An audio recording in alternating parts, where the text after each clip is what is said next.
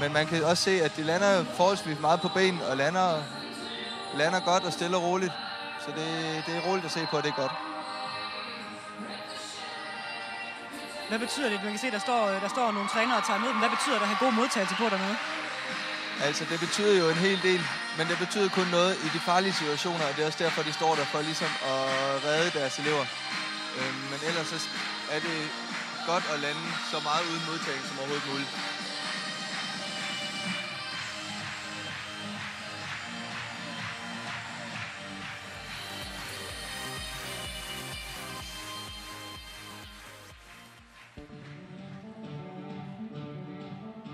Så er det drengenes tur. Helt alene. Ja, så er det drengenes tur, og vi kan se, at de har live musik som det første indslag i programmet med live musik. Og det giver selvfølgelig nogle helt andre udfordringer, men her kommer drengene.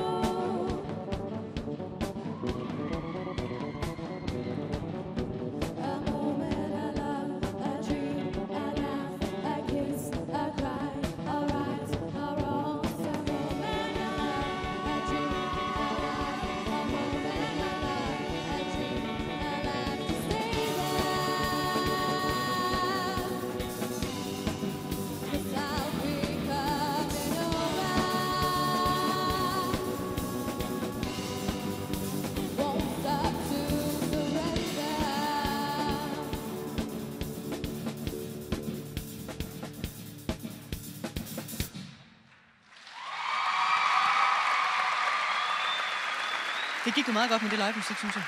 Det vil man sige. Det lød ikke som om, der var nogen fejl. Jamen, nej, det lød godt. Og nu rykker pigerne ind på gulvet med en boldserie. Hvor svært er det at have sådan et redskab med på gulvet? Altså, det er en meget forskellig serie, og en meget forskellig del af gymnastikken, fordi at det er primært pigerne, der laver redskabsserier. Og så kan man sige, at der er bare nogle ting, som du ikke helt kan styre med en bold på samme måde. Og bolden kan ryge ud, også for andre, så du kan også blive provokeret af andres bolde.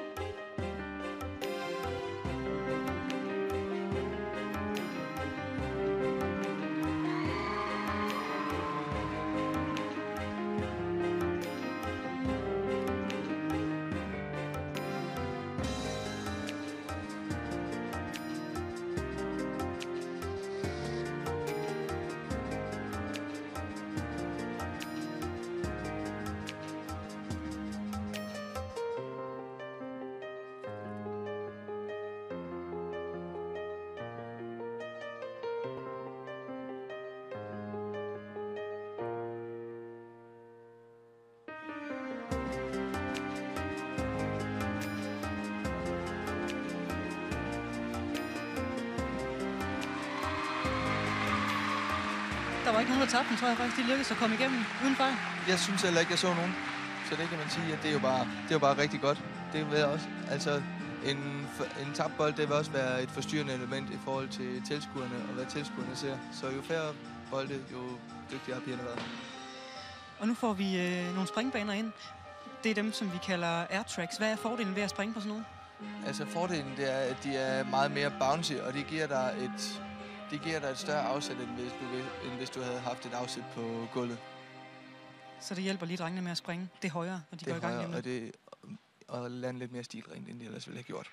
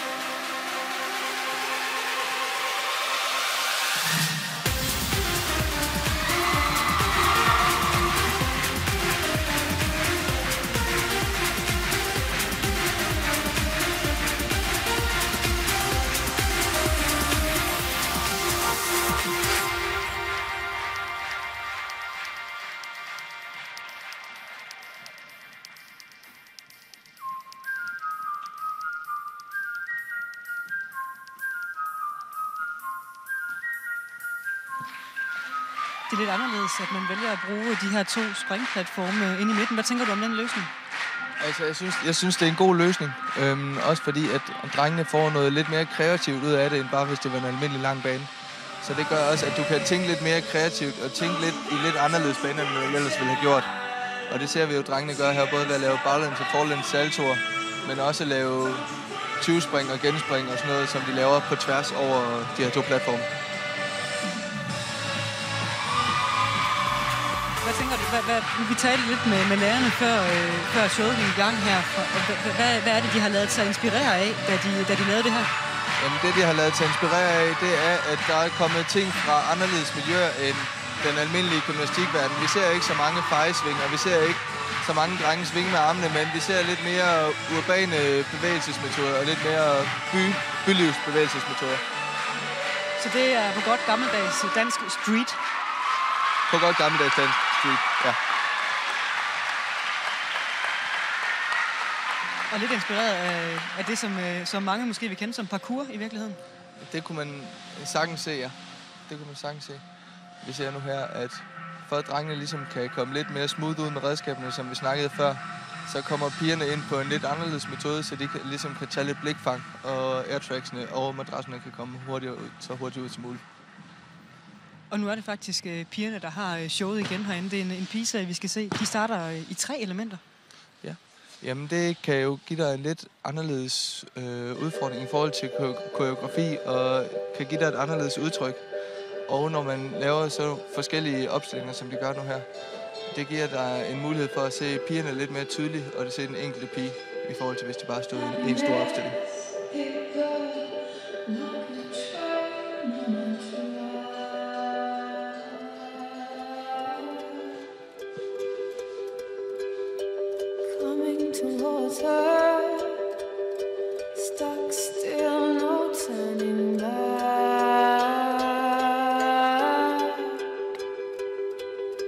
She hid around corners and she hid on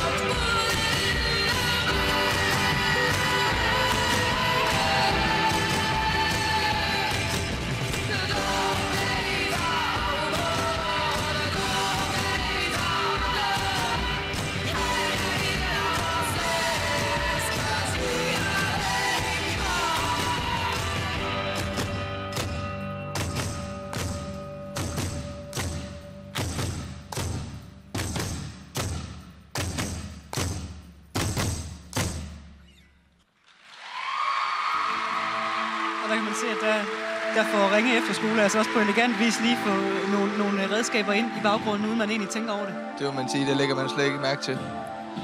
Det, der kommer nu her, det er, at vi kan se, at airtracksene, de bliver ikke på den måde blokeret, som de gjorde før, så man kan springe hele vejen ned af airtracken, hvis man har talent nok til det. Og det kræver lidt at få fart nok på til at nå hele vejen ned? Det kræver lidt at få fart på, men også den teknik, som man kan se, at de enkelte springere, de har udøvet gennem deres år på efterskolen. Og man kan sige, at andre igen, de er måske kommet gennem et liv langt med gymnastik og fyldt med gymnastik. Så der er mange forskellige niveauer, og det kommer vi også til at se nu her i banespringene. Og igen er det Ringe Efterskoles eget liveband, der spiller til springsagen her. Ja. Igen så drager de nytte af deres musiklinje, og igen så lyder det jo godt. Det må man sige. Meget imponerende.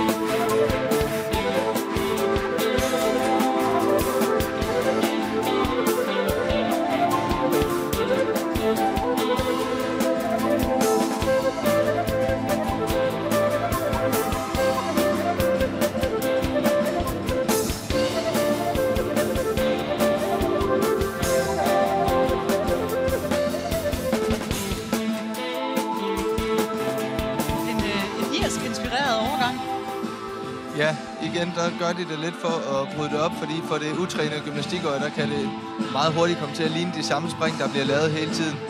Så det gør det ligesom for at bryde omgangene lidt op. Her der ser vi, at de springer med næsen mod bevægelsesretningen. De springer det, man kalder forlæns, i modsætning til før, hvor de lavede flikfang og baglænssaltoer, så de springer baglæns. Hvad er sværest? Altså, det er meget forskelligt, hvem man spørger. Der er eksperter på forskellige områder, så det kommer meget an på, hvem du spørger.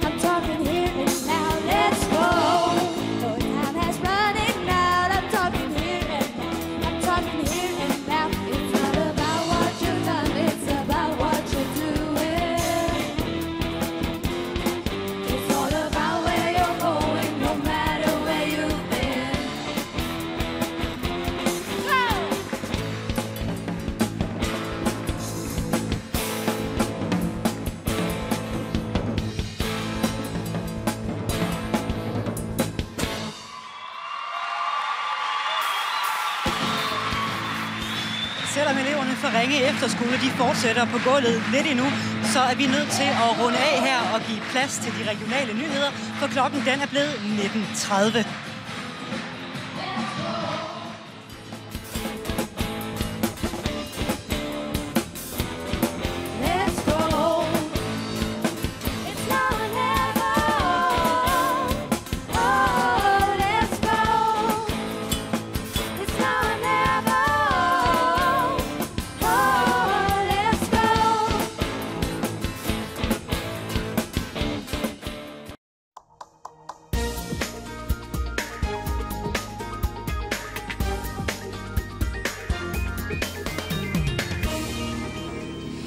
Assens bliver et af 7 sangkraftcentre i Danmark, ikke mindst takket være syngedrengene her. God aften, der er nyheder fra Fyn. Der er lys forud for de mørklagte gader. Gadelyset, der blev sparet væk, er nu på vej tilbage mange steder. Nordfyns Kommune er en af dem, der slukker for gadelyset om natten. Mellem klokken 5:30 og 5:30 er der mørkt, og det giver visse problemer her i Bogense. For eksempel når der er line-dance-træf i byen. Når vi har 750 standser her, og det kunne knap ikke finde hjem da. På hoteller og campingpladser og sådan noget, det var forfærdeligt at tænke på, ikke? Også på Bogenses beværtninger giver mørkelægningen visse praktiske problemer. Det er ikke altid nemt, når man kommer fra Røde Kro af og har fået et par genstande og sådan noget. Og så er det altså rart, at man lige kan se lidt, for der er bælmørkt jo. Men nu er der bogstaveligt talt lys forude. Nordfyns Kommune skifter nemlig samtlige 5.900 gadelygter ud med såkaldte LED-lamper. De bruger under det halve strøm, og så bliver der igen råd til at tænde lyset hele natten. Jeg sagde til mig selv, hvorfor har vi ikke gjort det noget før? Men når vi sådan sætter og tænker på det, så har vi ikke kunne gøre det før, i og med at LED-lysene ikke har været så udbredt, og de har ikke været udviklet så godt, som de er nu. TV2 Fyn har ringet rundt til alle fynske kommuner. I blandt andet Odense og Assens er der mulighed for at slukke hver anden lygtepæl. Men ellers er kommunerne i gang med at skifte til LED-lys, og som i Nordfyns Kommune kommer lyset igen om natten. Altså jeg var meget påvirket af, at folk var utilfredse og havde besluttet mig til, at jeg ville fremsætte et budgetforslag. Men det ville jo have belastet kommunekassen. Da sådan en anden mulighed viste sig, og det er jo den vej, vi skal jo have LED-lys ude i kommunerne, så var det jo bare super. Nordfyns Kommune bruger 33,5 millioner på nyt LED-lys over de kommende år. Det er betalt af efter 15 år, og oven i købet bliver der altså råd til nattelys igen. Det er da dejligt. Det er da dejligt, for ellers er det jo så mørkt, at man ikke kan finde hjem. Så det har noget. Store forsinkelser for togpassagerer mellem Fyn og Jylland i dag. Togdriften over Lillebæltsbroen måtte indstilles i over 4 timer. En nedrevet køreledning ved Lillebæltsbroen lammede ved 14-tiden togtrafikken i begge retninger mellem Fyn og Jylland.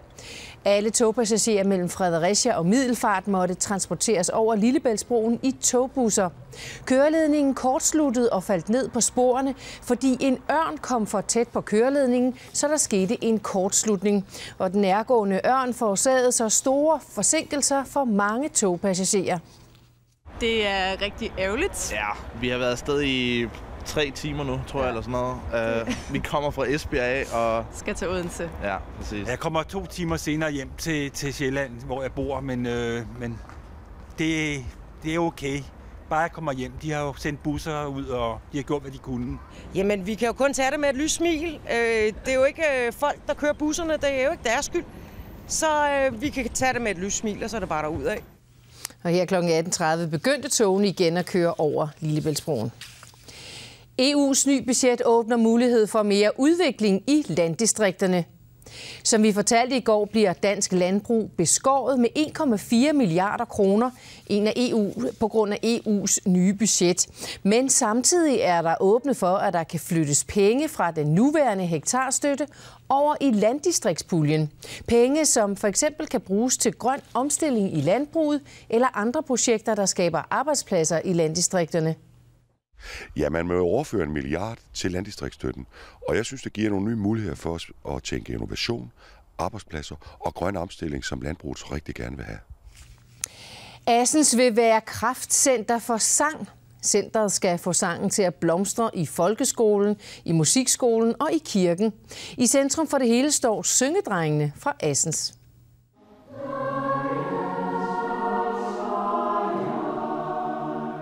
Syngedrengene fra Assens holdt i dag afskedskoncert i Hårby Kirke før afrejsen til Sri Lanka i næste uge. Hvert andet år drager koret til udlandet, og det bliver der set frem til. Jeg glæder mig lidt til, at vi skal ud og flyve, fordi jeg har aldrig prøvet at flyve før, og jeg ved ikke rigtig, hvordan det bliver, men jeg tror, det bliver fedt. Sådan en rejse, det løfter altid koret helt enormt, fordi hele vores forberedelsesfase bliver meget mere intenst.